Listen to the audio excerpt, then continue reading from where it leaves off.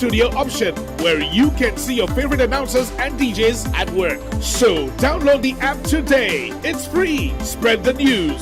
St. Lucia is now in HD around the world on the Hot FM app. Don't miss out. Join the fun and stay connected.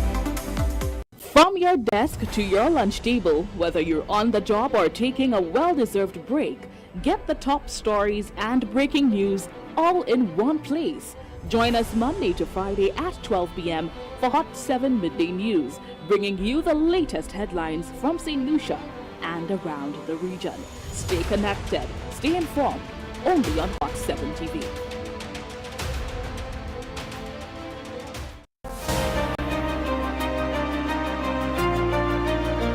St. Lucia, you asked for it, and it's finally here. Hot 7 TV is now on Flow, cable channel 113, the first fully high-definition local channel in St. Lucia. Catch your favorite movies, intriguing documentaries, chart-busting music videos, and the ever-compelling midday and evening edition of the Hot 7 News, all in crisp, high-definition quality. Welcome to what TV should be in this era. Welcome to Hot 7 TV, now on Flow Cable, channel 117. Spread the word.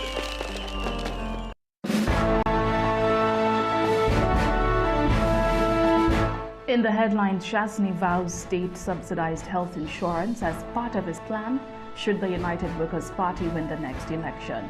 And the St. Lucia Labour Party endorses John Paul Estefan as Babonneau candidate, emphasizing its people first mantra.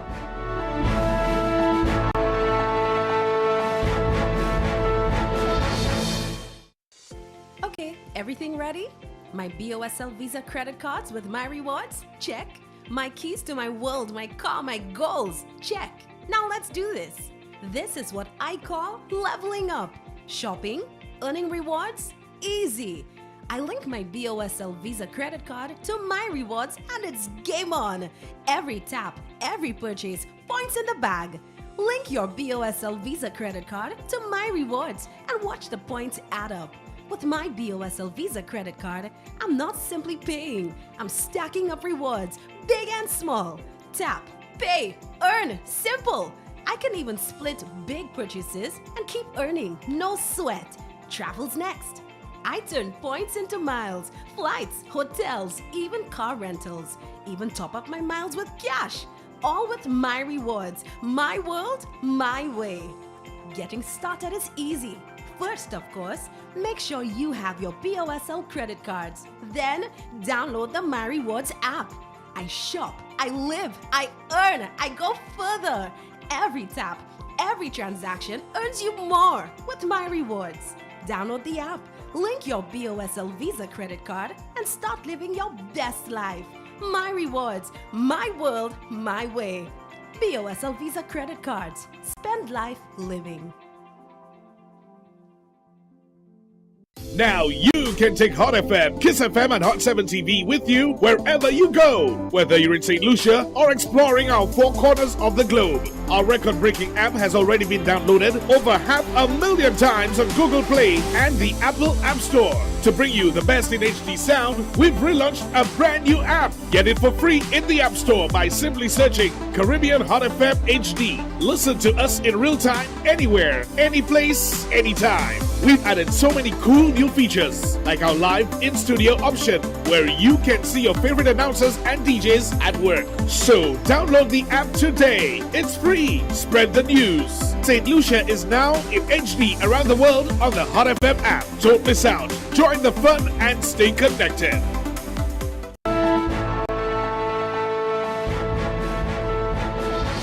The date is Monday, September 15th, 2025. I am Daniela Edwin. Welcome to the Midday News Edition. Whether you are tuned in on Flow Channel 117, Kiss FM, Hot FM, the Caribbean Hot FM mobile app, the Caribbean Hot 7 TV Facebook page, or our YouTube channel, Caribbean Hot 7 TV News. Not forgetting those of you using the Hot 7 plug and play antenna, thank you for joining us. A visibly emotional Alan Chasney, political leader of the United Workers' Party, has doubled down on his pledge to deliver state-subsidized health insurance for all St. Lucian families while blasting the government over what he describes as misleading practices on fuel pricing. During a recent appearance on Special Report with journalist Lisa Joseph of DBS TV, United Workers' Party leader Alan Chasney pledged that a future UWP administration would deliver on its promises through bold social and economic reforms, acknowledging that several initiatives from his previous tenure were left unfinished. Chasney assured viewers that this would not be repeated under a new mandate. On healthcare, he reiterated his party's commitment to implementing a heavily subsidized national health insurance program, offering citizens up to EC 75,000 in annual coverage, an initiative first proposed during his last term in office. There were hundreds of meetings that took place. The World Bank had a consultancy program assisting us in putting this thing together. So what they're saying is just a convenient truth for themselves. Okay? But I've spoken about healthcare insurance repeatedly. The work was being done. We met with the insurance companies. Were they all on board? Because you said COVID came and interrupted. So did you have all the ducks in a row? We had arrived to the position where the government had made a decision what the way forward was. Okay? You're never going to get 100% consensus. But our goal is always to make sure that people know what is it we're going to do. Chasney further spoke of his guarantee that would ensure the plan materializes in his new administration. We have a system that's failed us. That's 1,000%. 1,000% for sure. Let's try something different. Let's try to learn from what we have seen over history as to what works and doesn't work. We know that in government, and I speak to the civil servants and senior civil servants particularly, that once money goes into what we call the consolidated account, it's tough. And that's why I believe in dedicated revenue streams for critical areas of development, health being one of them, roads being another one of them, okay? That when we need the money is there, listen. Now, if we get this system going, and every St. Lucian can get health checks, persons who have high blood pressure can afford to have medication, and we reduce the risk of a stroke 90% or more. Chasney's remarks comes as the UWP builds momentum following the launch of its 17 candidates on Sunday, while his 7 Steps SOS plan includes several promises. It is the health insurance and fuel measures that he says would have the most immediate impact on ordinary households. For the opposition leader, these initiatives represent not only campaign pledges, but moral imperatives. For the Hot 7 TV News, I am Alvin Alexander. St. Lucia's renewable energy sector continues to advance with the government's flagship geothermal development project moving closer to exploration and eventual power generation. Project officials have confirmed that public consultations are underway to update communities and gather feedback on key environmental and social safeguards. Project Manager of the St. Lucia Renewable Energy Sector Development, Dr. Ken Aldonzar, has explained that the central aim of the Renewable Energy Development Project is twofold, as it seeks to confirm the viability of geothermal energy for St. Lucia's grid and to establish the laws and regulations that will guide private sector investment in the renewable sector. The primary objective of the project is to inform the government of St. Lucia on the viability of geothermal for power generation. And also we are working to put in laws and regulations for to enable private sector investment in the renewable energy sector. Currently, we are having public consultations, especially in the project communities. That's at Belle Plaine. So the first one is to provide status updates on the project, and the second one is to alert the community to the resettlement action plan. Now, about just over 6 months ago, we had consultations. We have consultations every 6 months. Consultations are ongoing in project communities to update residents on the Resettlement Action Plan (BRAP), the Environmental and Social Impact Assessment (ESIA), and the Environmental and Social Management Plan (ESMP). The RAP outlines compensation for families affected by drilling sites and road expansions, with 2 households set to be relocated. Full compensation is required before the government can take possession of the land. Additional consultations are planned for Soufriere and Castries in the coming weeks.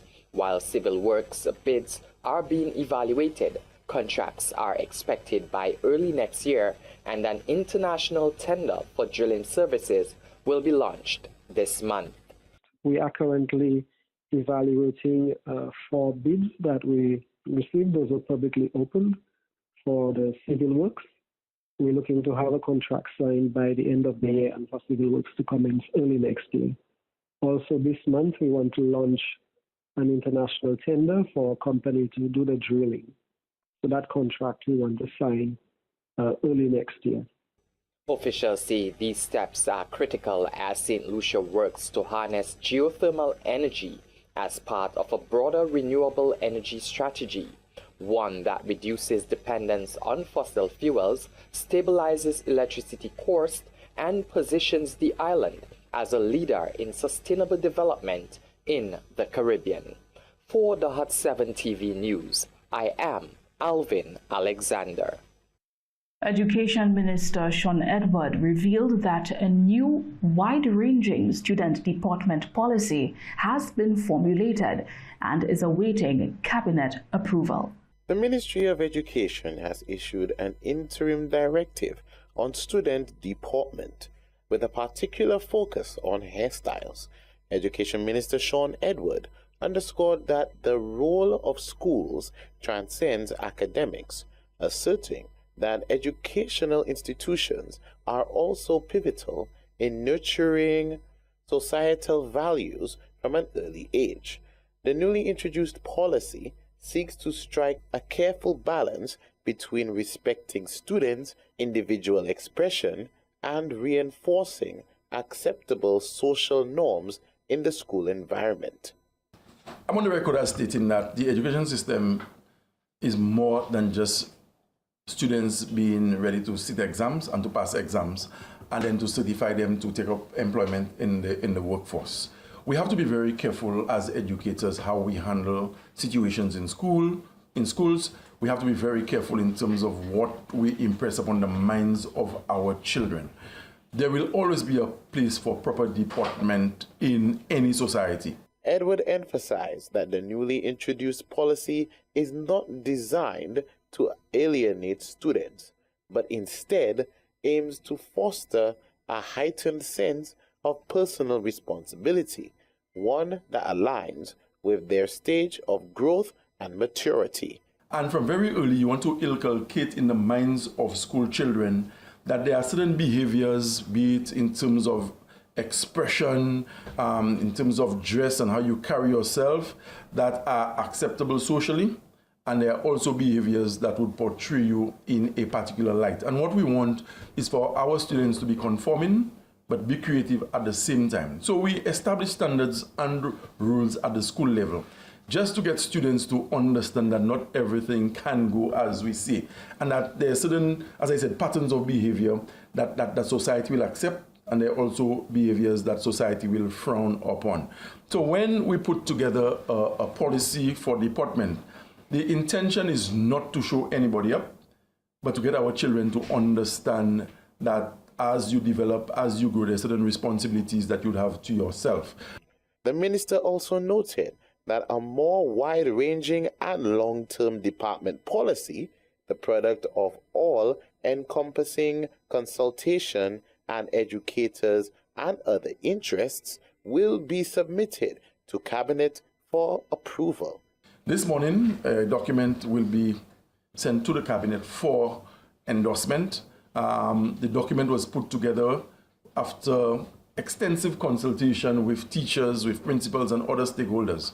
But like anything else, once there's public participation, you will not satisfy every individual in the public space.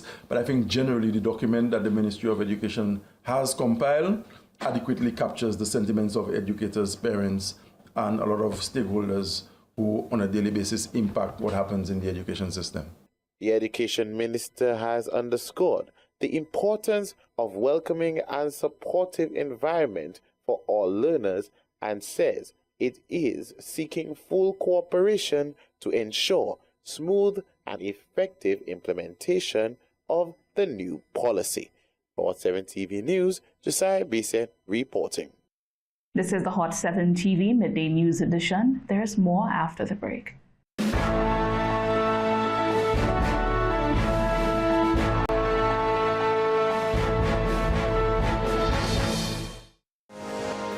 Turn your dreams into reality by winning the Super 6 jackpot of $260,000. It's only possible by getting your tickets today. Looking for the best way to advertise? Stop searching. Hot 7 TV gives you more reach, more impact, and more value. Get your business in front of the right audience and watch your sales soar. Don't miss out. Call 452-6040 today and take advantage of our exclusive advertising packages. Hot 7 TV, smart advertising for smart businesses. In times of grief, Hot 7 TV and Hot FM are here to support you. We offer deaf announcement packages for both radio and television at affordable prices. In fact, when you choose to place a deaf announcement on Hot FM with more than 2 airings, you will receive a free telemetry on Hot 7 TV. At Hot FM and Hot 7 TV, we understand the pain and difficulty you are experiencing during this time of bereavement, and we are committed to helping you in any way we can. On Hot FM, deaf announcements are broadcast from Monday to Saturday from 6:30 a.m. On Hot 7 TV, they are aired on weekdays at 7 a.m. and 1 p.m. and on Sundays immediately following the live broadcast of the church service at the Barbono Good Shepherd Catholic Church with Father Albert. If you are in need of such services, we are here for you. Contact us at 452-6040.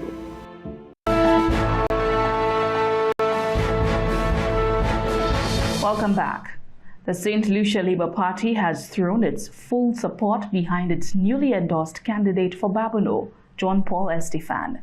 Prime Minister Philip J. Pierre has reaffirmed that this new addition follows the party's mantra of love and continually putting people first.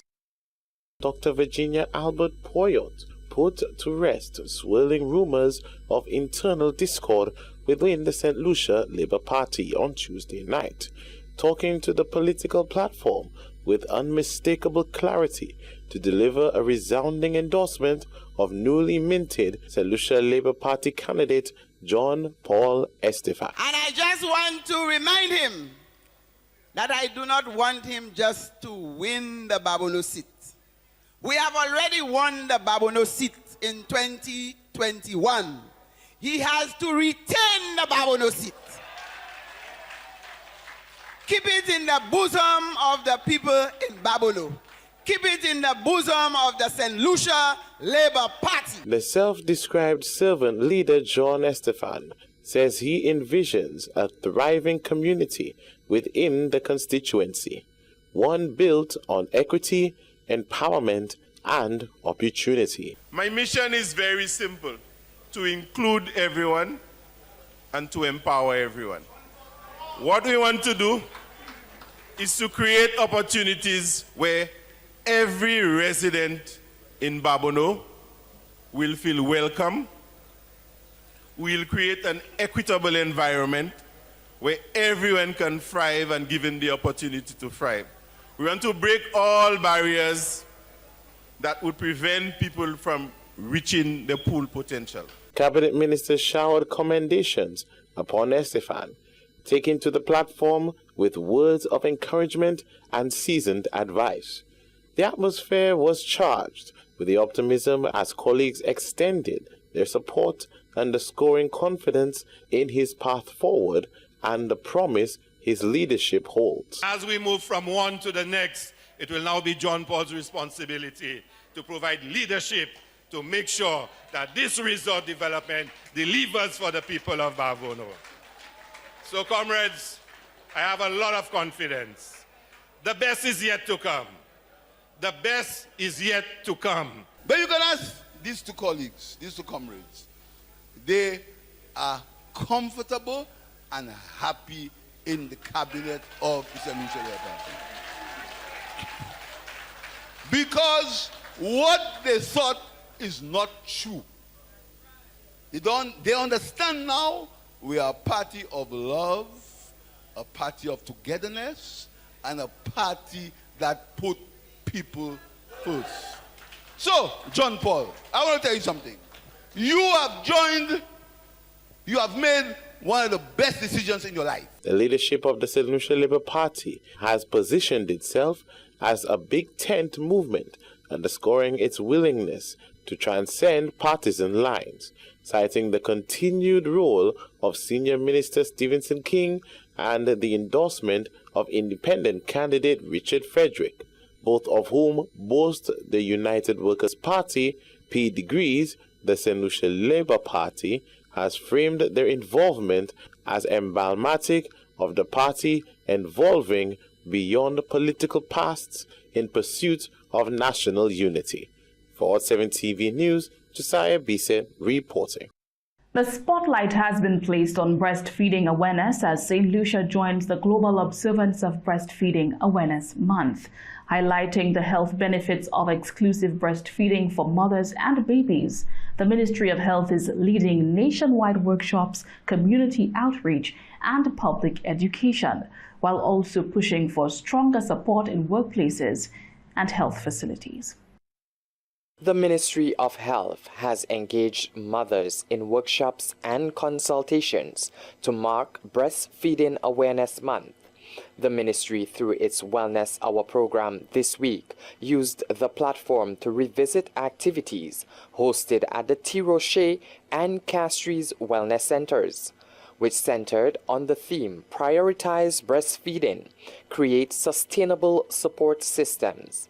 Community health nurse Alicia Baptiste explained the importance of creating safe spaces for mothers to share and learn from each other. I know many of the mothers go through a difficult time with breastfeeding, and most times they are alone. So we felt it was necessary to bring the awareness, raise the awareness, and bring them together with persons who experience the same like them, and so we can have shared experiences and so that they can learn from it. Registered nurse and midwife at the OKEU Hospital, Julian John, reinforced the health benefits of breastfeeding over formula feeding. She also stressed the importance of workplace support for nursing mothers. I would tell them breast is best because the breast milk, it comes with everything that baby needs. It's already available. All what you need to do is just prepare the breast in terms of clean it and then put your baby onto the breast. In terms of formula, then you have to think about buying the formula. You have to think about getting the right mixture, getting bottles, ensure that those bottles are sterilized. And yes, somebody will say, well, in breastfeeding, if I'm expressing, then I have to do those things as well. But then the breast milk would have all the components baby needs. Also, we have to think about our workplaces. Is it baby friendly? Is it allowing mothers to that time to express? We have 6 weeks after, but we encourage mothers to breastfeed up until 6 months. Is 6 weeks enough time for the mother to be at home with her baby? So we have to start thinking about those kind of things and see how we can move into allowing mothers more time to breastfeed. The Ministry of Health further paid gratitude to all contributors who made the workshops a success, ensuring mothers left feeling empowered and supported in their breastfeeding journey. For the Hot 7 TV News, I am Alvin Alexander. The St. Lucia Hospitality and Tourism Association has weighed in on growing concerns over the island's accommodation mix, as questions emerge about whether the boom in couples-focused luxury resorts is overshadowing family-friendly options. Earlier this week, Tourism Minister Dr. Ernest Hilaire pointed to a shift in the industry towards high-end luxury accommodations, noting that while these properties attract strong investment, they leave fewer options for families. The minister highlighted that this comes at a time when some traditional family markets, particularly the United Kingdom, are showing signs of slowing demand. Responding to the concerns, SLHTA Executive Director Norani Aziz said the trend towards couples accommodation should not be viewed negatively. I think there is a significant opportunity for us as a destination to look at how we can attract a few more budget-friendly resorts and a few more family-friendly resorts. Clearly, I believe that there is a space for that. And the policymakers have to take a look at how we can engineer that as a destination, as opposed to simply feeding into the global demand for the couples-only experiences. We certainly welcome the high-end luxury experiences that are on offer right now, the investment in that space right now. We really do appreciate that. But we don't discount the value of the family experiences in St. Lucia. And right now we have a couple brands on island that are operating very effectively in that space. He noted that St. Lucia still boasts several well-established family-oriented properties and homegrown facilities that continue to serve this segment of the market. There are quite a few resorts on island who have an established advantage in the family experience niche on island. And so we welcome that continued outgrowth. But I appreciate the concern, but I am not troubled significantly by the absence of more of these family type rooms on island. I do believe that as we grow and evolve as a destination, what is more lucrative to us is going to dictate investment, but from the private sector. But how we diversify that pond has to be engineered by policymakers. And I appreciate that there are some geographic spaces in St. Lucia which probably lend themselves to pristine family experiences in terms of water parks and other attractions of that nature. But notwithstanding, I appreciate the fact that this investment right now is being driven by demand. I mean, tens of millions of dollars are not going to be invested by a brand if they didn't see an opportunity to generate return on that investment in the global environment, right? So we appreciate that and we continue to welcome them to our shores. But if we wish to engineer an expansion in spaces which are not currently attracting investor attention, then we certainly have to look at that very, very targetedly and create the incentive framework to excite investors in that space. Speaking on the status of the industry, he also pointed to the role of alternative accommodation models, such as Airbnbs and other short-term rentals, which have helped to expand options for families seeking more flexible stays. We're very excited about the potential of the tourism industry. In recent months, we have been noticing a significant amount of investment by new brands into the destination. And that augurs very well for our visibility on the international stage. There is significant competition regionally and internationally for brands. A number of countries are now opening their eyes to the potential of tourism to be an injector for economic growth and development, to serve as a catalyst for growing out other sectors, other niche groups. And so across the globe, they are now trying to sink their teeth and their fingers into markets that we have held a traditional comfort in.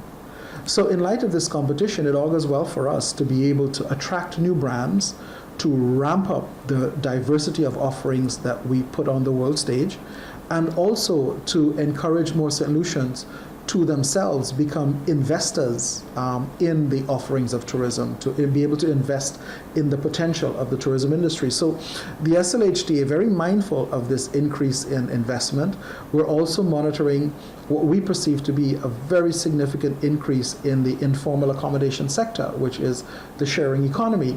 And those operators who are offering very modest 2-3 bedroom villas, suites, and rooms in their homes, all in an effort to share what is unique to us with a visitor group that is interested in learning about us, our culture, our experiences, and our history that makes us uniquely St. Lucian. The SLHTA says the current evolution of St. Lucia's accommodation landscape represents opportunity rather than imbalance, with room for growth across multiple niches to ensure the island remains competitive and diverse in its offerings.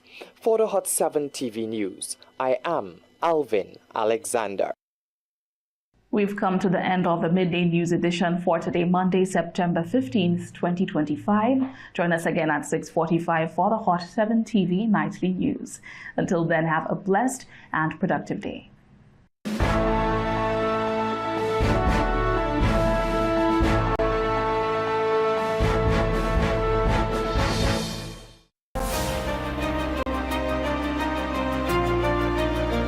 St. Lucia, you asked for